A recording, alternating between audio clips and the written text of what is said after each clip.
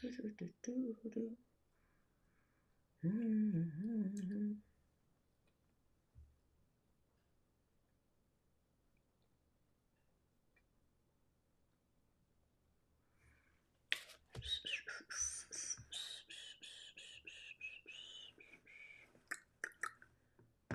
coming.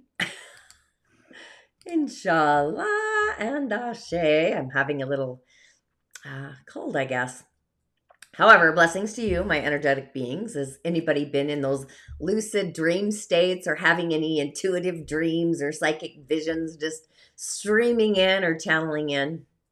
I really had an otherworldly ritual stream in through a dream, so I literally created that ritual yesterday. So I'm kind of super excited to see what manifests from it. But also having a gratitude journal is also an amazing way to see the light within. So that too may shine to our outer realms and to our auric field.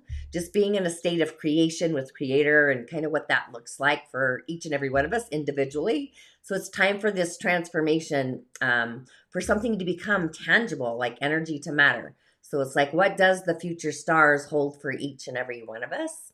So with that, welcome to the Daily Snippet. It's a thankful Thursday. I am your host. I'm a practicing holistic shaman and medium. What does that look like? An otherworldly life coach, a subtle energy surgeon, if you will, all merged together. But it's a term. Holistic medium is what I go by, just blending the two, which is just that, holism, shamanism, and mediumship, all in a container, all combined.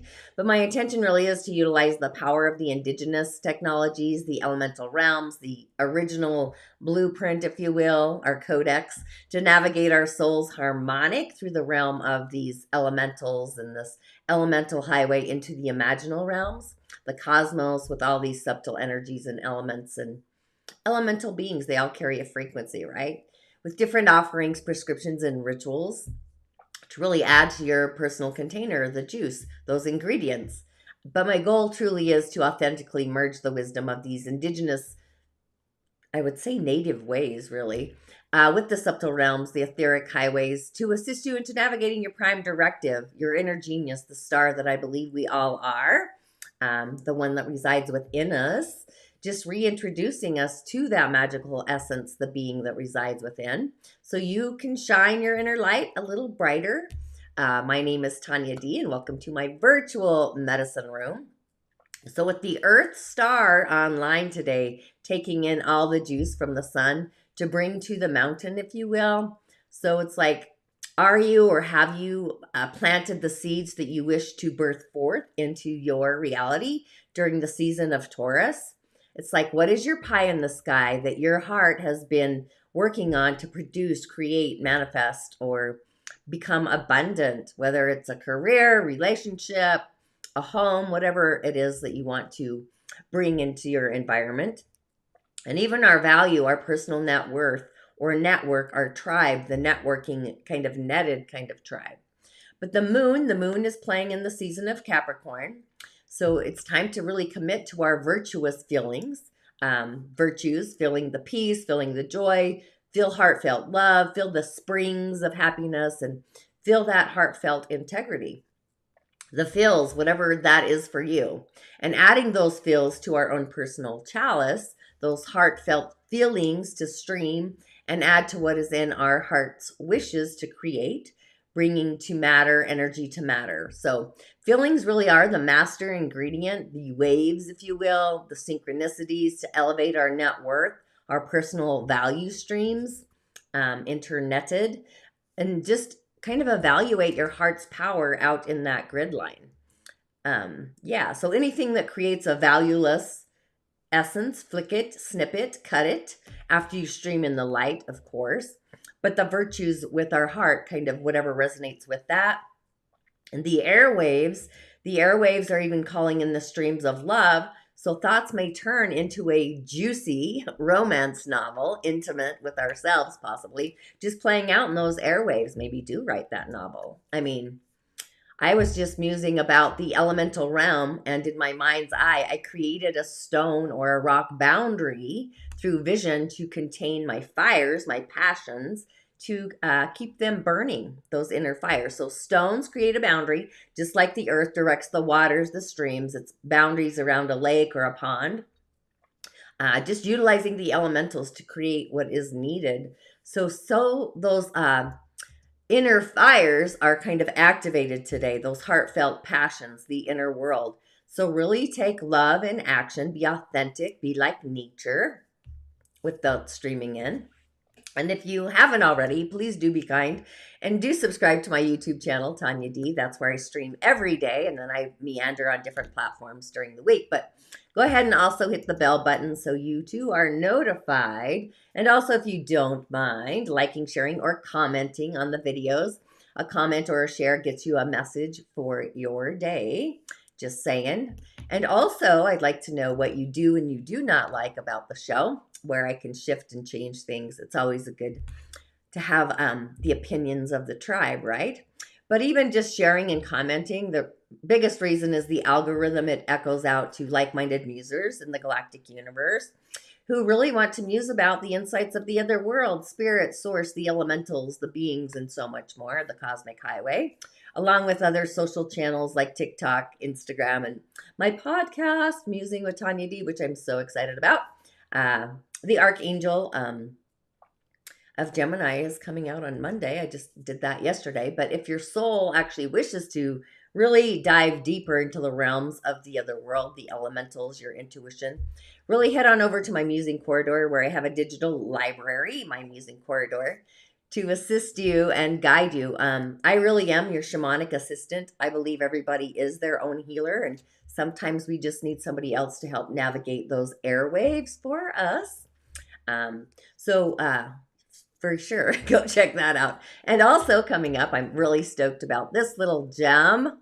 I'm doing the Rising of the Origins Immersion, so I'm going to probably take us places our spidey senses maybe have never gone before, but I'm really excited about that coming up. So be sure to check it out. It's free. There's links. It's super exciting. My girl did an amazing job. She always makes me look great. However, I have 3 messages. You're not going to see my face for a second here. So for fun, go ahead and pick a card, or you can tune into all the messages. It doesn't really matter. So card 1 has the tiger's eye. Card 2 is the amethyst. And card 3, that's actually a rose quartz. So you can choose from either of those. So take a moment, take a breath, take a pause, and just tune into your heart. Like, what is your heart feeling out of each of those cards? The first, the second, or the third. And take that breath and take that pause. And then I will show you the messages as they come in. So with the frequency of today, this deck is called Season of the Witch, which I love because we're all a little witchy. But this is the Beltane Oracle deck. It's new. I've only used it actually once for the Beltane, but I thought, oh, it should be fun today. So if you picked card number 1, this is like honey. This is sweetness. It kind of reminds me of the sweetness of life, our pancreas. But it's card 18, which is committing to loving ourselves.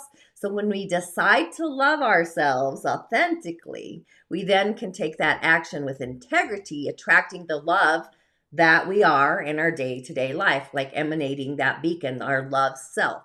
So I'm not sure if you can see what the card says there at the bottom there.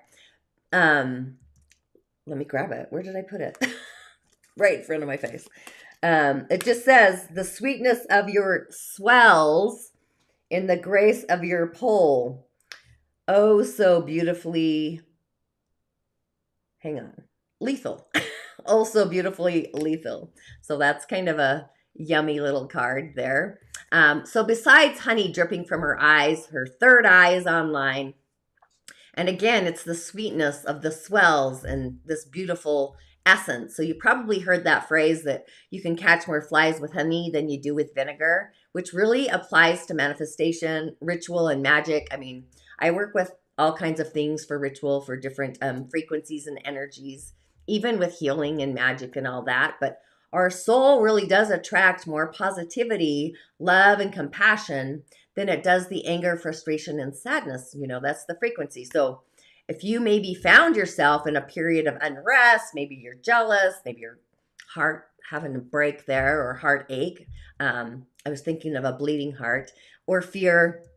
Just know that the path to healing ourselves is through allowing the sweetness, the honey of life to kind of swell within our essence, our beingness of who we are, and just rejoicing in the success and the good fortune of others. That really is like paying it forward. It's like being excited and celebrating the good and the gooder of what you're seeing others do in their life, so you can kind of manifest and bring that to your life, right? What we put out there is what returns. So just instead of focusing on what's wrong or what's broken, find the streams of compassion, the streams of forgiveness. And for those that may have brought you pain, just know that our acts of kindness, or the sweetness, honey, repairs the breaks and the tears in our heart, leading us on a journey towards restoration, right? The clarity and even our abundance. It then begins to be more tenfold when we walk this path of sweetness. Even if you have not felt a lot of heartache and you are experiencing a period of magical great fortune, the more we lean into kindness, that heartfelt kindness, the more we're going to increase that bounty being returned back to us. It's like returning to sender. So just increasing loving ourselves is that self-love return, increasing valuing ourselves, being that we're in the season of Taurus, the ends, that net value gets returned. Could be health, it could be joy, whatever that is. It's individual, right? So it's like anything and everything gets really returned to sender. So I kind of like doing that, like sending out to others the joy. Like I like being excited when people have their wins, you know. We all need a pat on the back, I think. I'd rather do that. Okay, card number 2, if you pick card number 2 or you just want to stream all these little messages. This is the center card, which is indulgence. So this is taking heartfelt action to indulge in ourselves. That becomes, you know, we're becoming something. It's the value of loving and trusting. The container to manifest. It's the inner value, our inner netted stuff to our garden around us. So there's a great message here. It's kind of, it's in alignment with the season of Taurus, the energy of today's frequency. Exactly. It's manifestation, it's values, it's a producing energy, it's creation, knowing that we are worth every desire and every dream, and demand or command what's ours and what we need. So honey is about sweetness, where indulgence is about our self-worth. So it really is a Taurus message. And even during Beltane, it's this natural time for indulgence. It's setting the stage. And the earth herself, the earth mama, has been offering us the feast and birthing anew with our eyes and our stomachs. And spring comes alive. Things are expanding. They're bursting. Hopefully they begin to bloom. Water is nourishing the earth, soil. So this is like earth mama. And we too, we become alive when we indulge in ourselves a little bit. Indulging doesn't mean eating an entire box of chocolates. However, you know, sometimes that may be what is needed, or salted caramels. That's been my indulgent lately. I got to just not buy them. That's kind of what I do when I'm on a tangent. I just don't buy things anymore. It's just not my thing. But the most productive way that we can indulge ourselves is literally to acknowledge our worth, our value, our needs, and demand what is ours by giving to ourselves first. So you may be finding that you are always putting others before your own magical being, your essence. That's usually a boundary issue. Or maybe you're working really hard to fulfill somebody else's dreams instead of your own. Or I'm thinking of stagnant energy, where we stifle our own inner heart's desires in favor of somebody else's. I see that a lot, right? So this is when our dreams, our desires, and our needs, all the sauce, they matter just as much as anybody else's.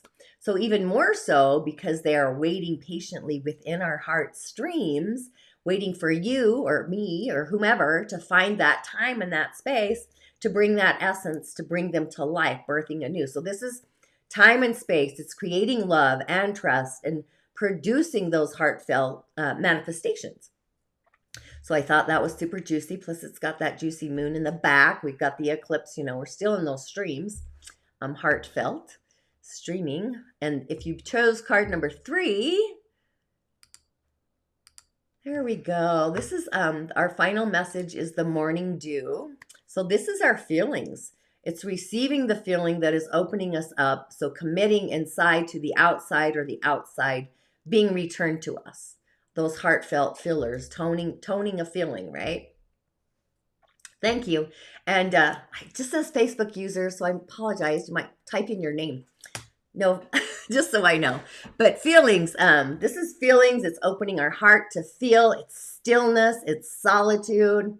I prefer solitude myself. I'm a reflector, so I have a reflectorism where I just need to be alone in my village. So I'm really excited for my summer sacred graces that's happening for me. But what stillness does, the silence of one's steadiness bring, right? So in our stillness, the silence kind of brings us, it's the yin and the yang, right? The balance of those polarities. So really taking a pause and a breath. So right now, if you chose this card, and it's our end, right? It's not the time for the action. This is really about the in breath, the pause, and the out breath as well. So there may be more things moving around in the unseen at this very moment that is causing this feeling of maybe feeling uprooted or possibly having a lack of direction. So when this happens, it really is because we are in a moment in those threads of transition. So a new stage is transforming. We're moving from one aspect to another. And that's often the desire, the desire to maybe skip the stone or to go past the dark, the shadows, the murky parts of our journey, if you will. But in the midst of the chaos, when nothing ever seems clear, there is sacred value in that space. And there's more to learn and embrace and consider even before we make future plans. It really is a sacred container of holding space, its time and its energy. Taking that pause, because if we attempt to force things, any changes will only result in more frustration. Maybe we end up going backwards instead of forward. So in essence, it's always a good idea to take time and space, that pause of the in-breath, even before we talk sometimes. And then in doing so, we know when to move forward. We know when the timing is right because we're in those streams. And we can see clarity in those streams. This is like water energy too. Morning dew is a water, right? It's just fresh. So those streams, it's streams of clarity, and those become returned. So we then become something, we become sure of something. So in the moment, it's asking us to return inward, to gaze inward, what is in front of us now, not into the future, to like be in the now. That Eckhart Tolle book, I guess, Be in the Moment. So it's actually a great time to, which is, I've been doing this, I'm telling you, since Sagittarius season. But I think it got even more intense with the new moon in Aries at that 11th degree of detoxing and cleansing, if you listen to my musing moon meditations. But this really is a message. It's a great time to detox your environment, cleanse areas of your home, or even areas of our lives that have a toxic frequency, a debris, creating that stalemate. So it's just clearing out whatever is not useful, what's no longer serving us. And when we do that, it actually stimulates additions and frequencies and energies and shifts, making room for more to come, more of the bounty. So I think all of these messages really fit into the frequency of our day, being kind to ourselves as we begin to transform ourselves, and creating that future, our future self flowing into our future, holding space, giving time to those fruitions, the future creations that our heart wishes, our heart dreams of, our heart desires to really bring to manifestation. So it's like those new intentions, just bringing them forward. So, we have been springing forth. We have been blooming into life during the whole season of Taurus, in the element of the earth, the dragon. So people born, I think I've said this before, but if you're born in an earth season, an earth month, even an earth day, or the year of the earth, you're always in transition, by the way. You're born in the in-between season. Even though you're earthy and grounded, you're you're a transition. You're an 18-day transition period between seasons. Just to give you a heads up. But to access the gift of our own netted value, our own net worth, if you will, our future manifestations, we need to add feelings to our cosmic soup, your personal chalice. So does your project need more love? Are you feeling the joy of it becoming something? And if you hold the note, the frequency, that's kind of the key. The emotions are the key to create the quality of the essence that we want to bring into matter, energy to matter. So holding the tone, the note, out into the future states, the sound carries waves too, right? Just like emotions. So it's like, what is the feeling that's coming in for you? So when we feel into what we are creating, our intentions, what we want to manifest, what is that? It's like, what is the feeling you feel? And we really don't give time and space to our feelings, but really do that and visualize your creation, your third eye, if you will, or feel it in your body.